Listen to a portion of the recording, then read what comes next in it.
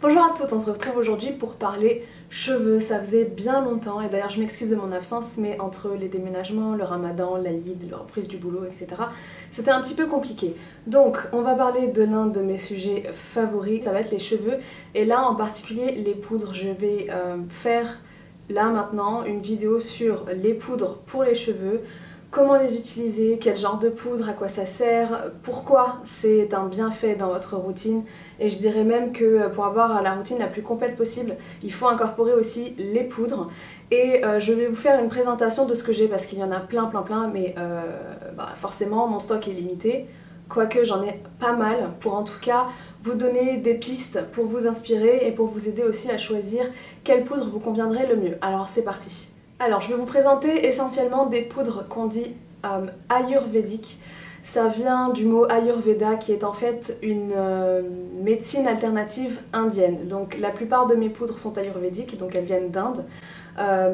Je ne m'intéresse pas tellement à tout ce qui est l'Ayurveda en général. Enfin, c'est en fait l'harmonie des différentes énergies qu'on a dans le corps et en fait cette médecine alternative est là pour créer cette harmonie-là en fait, pour que toutes les énergies dans le corps soient en symbiose, etc. Ce qui m'intéresse, ce sont les bienfaits pour mes cheveux, sachant que la plupart des poudres peuvent aussi s'utiliser sur la peau et elles ont d'autres bénéfices également, mais moi je vais vraiment me concentrer sur les cheveux. Donc, d'abord, je vais vous présenter mes poudres en commençant par les poudres indiennes et je vais finir par les poudres non indiennes. Et ensuite, je vais vous expliquer exactement comment procéder pour bien profiter des bienfaits de ces poudres-là. Alors, la première poudre que j'ai envie de vous présenter, c'est la poudre de cidre. Alors d'abord, première chose, j'ai acheté ces poudres-là il y a longtemps chez Aromazone. Elles se gardent très longtemps et le mieux c'est de les garder en pot parce qu'elles viennent en sachet. Donc la poudre de cidre, je vais vous lister toutes les poudres que je vais vous présenter en barre d'infos avec les liens pour que vous puissiez lire la fiche de toutes les propriétés de chaque poudre.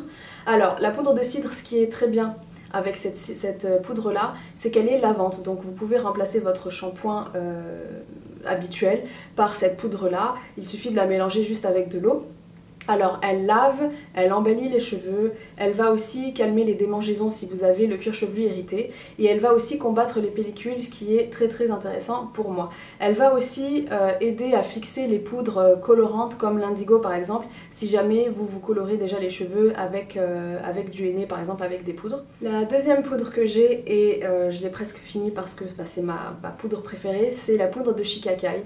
Je crois que parmi toutes ces poudres là, ça doit être la poudre indienne la plus connue chez nous en France. La poudre de Shikakai en fait c'est une poudre lavante, astringente, donc elle va remplacer votre shampoing. Elle va aussi limiter l'apparition des pellicules, elle va fortifier également votre cheveu et elle va même favoriser la pousse des cheveux. Donc si par exemple vous voulez stimuler la pousse, l'intérêt ça va être par exemple de prendre la poudre de Shikakai et de la mélanger avec la poudre d'Amla que je vais vous présenter tout à l'heure, qui va elle aussi stimuler la pousse, donc ça va un petit peu booster la pousse de vos cheveux. Donc voilà, cette poudre là c'est l'une de mes préférées parce qu'il suffit juste de la mélanger à l'eau et ça lave super bien les cheveux, ça les laisse vraiment crissants, donc c'est vraiment très intéressant comme poudre pour remplacer un shampoing. J'ai également la poudre de Kapoor Kashli qui est également l'une de mes préférées, c'est un petit peu clair là. Je vais vous montrer, ce sont des poudres extrêmement fines, hein, comme vous pouvez voir. Alors, cette poudre-là, elle va stimuler aussi la pousse des cheveux. Vous allez remarquer que la plupart de mes poudres aident à la stimulation de la pousse parce qu'à l'époque où je les avais achetées, j'avais un problème de perte de cheveux énorme dû au stress. Et ça m'a vraiment aidé, comme vous pouvez voir, à essayer un petit peu de rééquilibrer tout ça et à booster un petit peu ma pousse. En plus de ça, la poudre de Kapoor Kashli va stimuler le cuir chevelu, elle est antioxydante aussi, elle va le nettoyer, elle va le purifier et elle facilite aussi le démêlage. Et ce que j'aime bien en fait dans cette poudre aussi, c'est qu'elle laisse un parfum qui est très agréable également sur les cheveux. Et aussi il y a la poudre d'Amla dont je vous ai parlé il y a une minute qui donc stimule la pousse des cheveux, elle va favoriser leur pousse et en même temps... Ah, pardon, il y a mon chat. Et en même temps, elle est antioxydante, tout comme la poudre de Kapoor Kashli. Et elle aide aussi la fortifier et à stimuler la pousse des ongles, bien que je ne l'ai jamais utilisée pour ça. Mais bon, je viens de me rappeler de cette propriété là, donc je vous le dis au cas où ça vous intéresse. Et il est dit aussi qu'elle aide... Elle est là. Qu'elle aide à la lutte contre les cheveux blancs précoces. Ça, très honnêtement, je ne l'ai jamais vu. J'ai plein de cheveux blancs. Bon, moi ça me dérange pas plus que ça, donc je l'ai pas acheté pour ça. Par contre, ce que j'ai remarqué, c'est qu'effectivement, pardon, elle va vraiment aider à stimuler la pousse des cheveux, ça c'est vrai. Et ensuite, une autre poudre qui favorise la pousse des cheveux encore, c'est la poudre de Brami que j'aime beaucoup parce que non seulement elle va donc stimuler la pousse des cheveux, mais elle va en plus épaissir les cheveux, elle va vraiment les gainer et elle va rendre les cheveux plus forts, plus brillants. Et aussi, si vous avez le cuir chevelu qui démange, des boutons, des rougeurs, eh bien ça va aider également le cuir chevelu en fait à s'apaiser et à éviter les sensations de démangeaison. Et enfin, dernière poudre indienne de ma collection, c'est la poudre de Bhringaraj que j'aime beaucoup. Elle est d'un vert très foncé, comme vous voyez. En fait, cette poudre va fortifier les cheveux.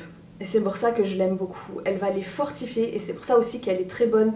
Elle est très efficace contre les débuts de calvitie ou si vous avez le même problème que moi, par exemple, à certains niveaux de votre cuir chevelu. Moi, c'est au niveau des tempes. Alors, c'est pas un problème, je perds pas mes cheveux, c'est juste que c'est normal. Chez moi, ça a toujours été comme ça. J'ai toujours eu les cheveux très fins au niveau des tempes. Et en fait, je l'utilise par exemple quand je fais un masque, j'aime bien mettre la poudre de Bhringaraj à ce niveau-là parce que ça va vraiment avoir un plus si vous voulez fortifier les cheveux, les rendre vraiment plus forts et éviter la chute des cheveux également. Et non seulement elle aide à combattre la chute des cheveux, mais elle favorise aussi la pousse. Et donc elle est complète à ce niveau-là. Et en plus de ça, elle va aider à préserver votre couleur si vous avez une couleur noire, une couleur très foncée. Et elle va aussi aider à lutter contre les cheveux blancs. Ensuite, je vais vous montrer les quelques poudres que j'ai qui ne correspondent pas à cette catégorie. Tout d'abord, le henné neutre, qui est un henné, c'est une poudre de couleur vert clair. Alors, contrairement à ce qu'on croit, comme son nom l'indique, c'est un henné qui est neutre, c'est-à-dire qu'il ne colore absolument pas les cheveux. Il va agir en tant que soin capillaire végétal uniquement.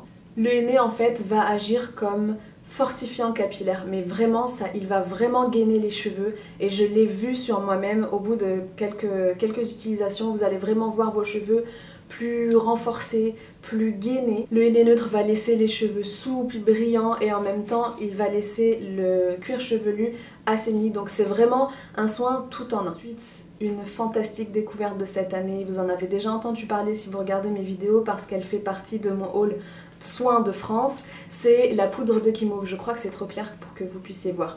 Donc la poudre de guimauve, c'est vraiment une découverte géniale. Je suis très contente d'avoir acheté 2 paquets en fait. Pourquoi je la préfère? Parce qu'elle a différents bienfaits, aussi bien sur les cheveux, le cuir chevelu que la peau. C'est en fait pour son aspect démêlant. Elle démêle réellement les cheveux. Et croyez-moi, pour démêler ça, il faut en avoir envie, il faut du temps, il faut être patient et il faut quand même le produit efficace. Et ça aide vraiment. Par exemple, un petit conseil, si vous faites un masque à base de poudre, je vous conseille de mettre 1 ou 2 cuillères, tout dépend de la quantité, de poudre de guimauve. Ça va vous permettre en fait, grâce au mucilage, ça va permettre à vos cheveux de se démêler beaucoup plus facilement que si vous ne l'aviez pas et que vous n'aviez mis que les poudres. Et aussi, la poudre de guimauve apporte de l'hydratation, donc elle est particulièrement bien pour les cheveux bouclés. Et elle aide aussi à combattre les petits frisottis qu'on a autour de la tête. Si vous avez les cheveux bouclés, vous savez ce que je veux dire. Et elle est donc très bien, non, pour tous les cheveux en général, mais si vous avez les cheveux bouclés, vous avez les cheveux denses, que vous avez du mal à les démêler, ça va vraiment aider. Et une dernière poudre que j'ai, c'est le Rasoul. Le Rasoul qui est une argile en fait, que vous pouvez aussi utiliser pour la peau.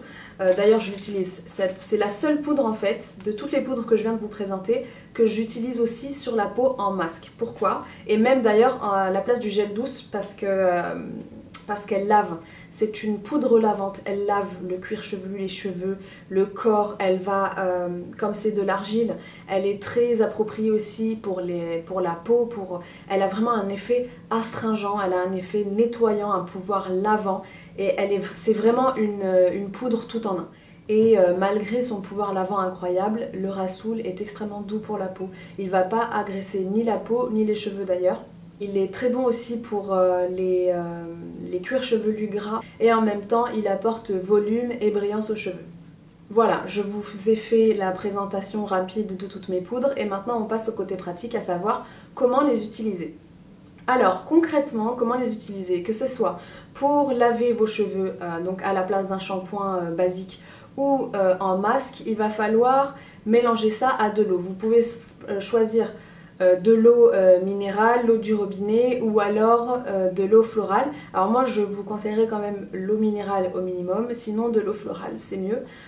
Tout dépend aussi, vous pouvez aussi choisir l'eau florale en fonction également de vos besoins, du petit plus que vous voulez apporter. Moi personnellement j'utilise de l'eau minérale. De l'eau minérale, ça convient tout à fait, et tiède, et aussi essayez de toujours utiliser des couverts en bois, une cuillère en bois, ça serait très bien parce qu'il y a une mauvaise alchimie entre les poudres, certaines poudres en tout cas, et les couverts en acier.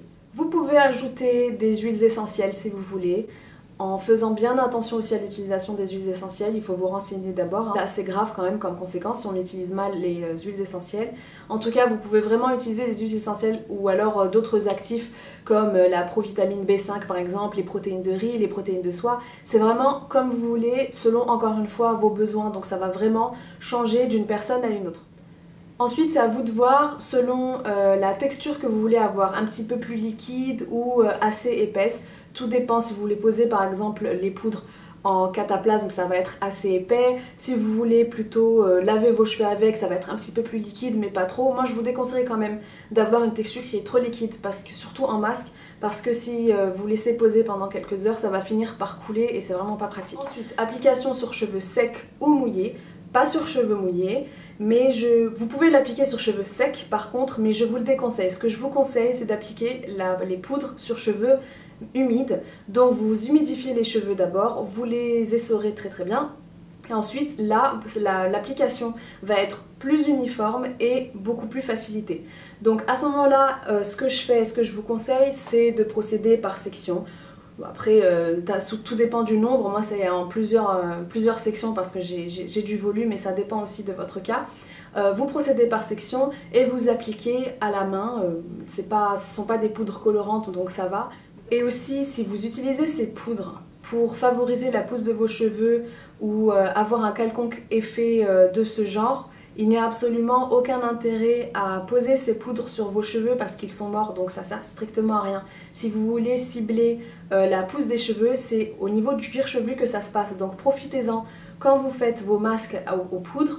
Profitez-en pour en mettre sur tout le cuir chevelu bien et ensuite sur la longueur des cheveux pour profiter des autres propriétés de ces poudres. Ensuite ce que je fais c'est que j'enroule mes cheveux dans du film plastique culinaire et ensuite je pose un foulard. Pourquoi? D'abord le film plastique ça va permettre déjà de maintenir le tout et d'éviter aussi les écoulements.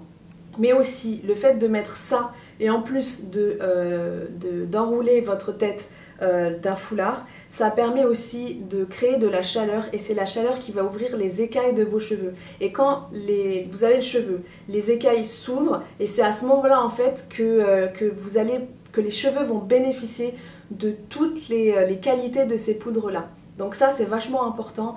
C'est sûr que vous n'allez ressembler à rien, hein, mais bon, vous le faites chez vous, ça dure quelques temps, c'est pas très grave, mais en tout cas le bénéfice que vous allez en retirer est assez génial. Au niveau du temps de pause, ça dépend vraiment. Je dirais que le minimum en général c'est quand même une demi-heure. Et c'est à partir d'une demi-heure que justement, avec l'effet de la chaleur et tout, la fibre capillaire, les écailles vont s'ouvrir. Et à ce moment-là, c'est à partir d'une demi-heure environ que les cheveux vont être prêts à bénéficier de votre masque. Donc moi, ce que je conseillerais, c'est vraiment minimum une heure en fait. Vraiment minimum. Ensuite, vous pouvez vraiment garder aussi longtemps que vous voulez. Mais pas trop longtemps quand même. Parce qu'il faut savoir que les poudres, toutes ont un effet asséchant pour les cheveux. Donc il faut vraiment prendre ça en compte quand vous utilisez vos poudres. D'ailleurs, en parlant de ça, lors de la préparation, en plus des huiles essentielles machin, vous pouvez aussi ajouter quelques cuillères à soupe d'huile végétale. Comme ça permet en fait de nourrir le cheveu en même temps et donc de contrecarrer un petit peu l'effet asséchant des poudres. Moi, en général, quand je fais un masque aux poudres, je le fais vraiment pour 2 heures maximum, hein. C'est entre 1h45 et 2 heures pour vraiment sentir que je l'ai fait pour quelque chose en fait. Ensuite, au niveau du rinçage, alors d'abord il faut faire attention à vos canalisations parce que les poudres, hein, ça va s'entasser, s'entasser, s'entasser et ça risque de créer des soucis à ce niveau-là. Donc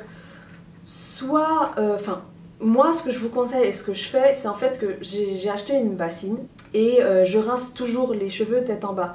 Donc ce que je fais, c'est que je mets la tête en bas dans la baignoire, je mets la bassine et avec le pommeau de douche, donc je me rince et à chaque fois en fait je verse, une fois que la bassine est remplie, je verse l'eau dans les toilettes parce que c'est beaucoup plus facile, sinon les canalisations de la douche risquent de se boucher. Donc c'est ce que moi je fais et c'est ce que je vous conseillerais de faire. Conseil, en tout dernier rinçage, vous prenez 1 litre d'eau, vous mettez à peu près 4-5 cuillères à soupe de vinaigre de cidre de pomme bio si possible. Ça va permettre en fait de faire fermer les écailles des cheveux, donc c'est-à-dire de les lisser et en même temps ça va apporter de la brillance, donc c'est très très important, vraiment vous allez voir la différence. Et si vous avez de l'eau calcaire, c'est très bon aussi d'acidifier l'eau, comme ça va vous permettre justement de contrecarrer le calcaire et donc son effet asséchant sur les cheveux. La question qui se pose aussi souvent quand on utilise des poudres, c'est est-ce qu'on fait un shampoing après? Moi, je dirais que ça dépend. Alors évidemment, les poudres que vous utilisez comme lavage, comme soin lavage, comme shampoing, c'est clair que la question ne se pose pas parce qu'à la base, vous l'utilisez à la place d'un shampoing lambda. Par contre, par rapport au masque, ce que je conseillerais, si vous ne mettez pas d'huile dans votre texture, je vous conseillerais de faire un shampoing d'abord et ensuite de poser votre masque aux poudres. Par contre, si dans la texture vous avez mis surtout le lait de coco par exemple, parce que le lait de coco c'est super gras, faut vraiment l'enlever, le lait de coco, banane, avocat, si vous avez mis aussi des huiles végétales, à ce moment-là, c'est mieux de faire un shampoing après, mais vraiment un shampoing rapide pour enlever l'effet gras en fait de ces ingrédients-là. Personnellement, j'aime bien faire des masques juste aux poudres. Ou alors au pire je mets du yaourt, voilà c'est ce que je fais. Avec le yaourt ça va, c'est pas gras, donc à ce moment là j'ai pas besoin de me laver les cheveux après. Parce que je trouve que quand vous lavez vos cheveux au shampoing après avoir fait poser un masque aux poudres pendant 2 heures, je trouve ça dommage quand même ça va pas tout gâcher, mais c'est quand même dommage en fait d'enlever un petit peu de ce que vous venez de faire en fait. Le souci en fait pour des débutantes, des personnes qui n'ont vraiment pas l'habitude et qui découvrent, c'est la quantité incroyable de poudre et les différents bénéfices, etc. Donc c'est difficile de choisir.